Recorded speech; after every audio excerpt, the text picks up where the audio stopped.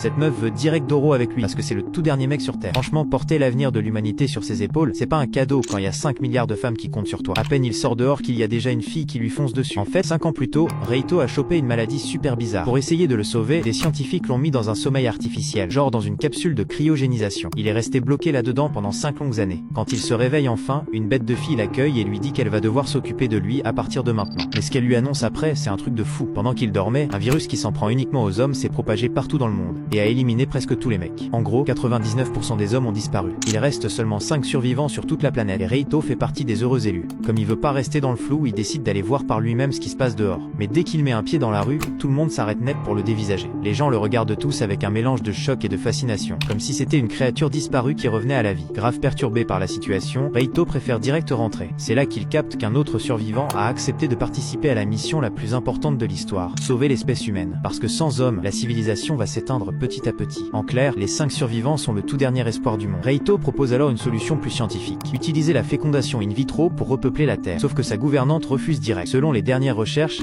les embryons créés artificiellement ne survivent jamais. Il n'y a que les enfants conçus naturellement qui peuvent rester en vie.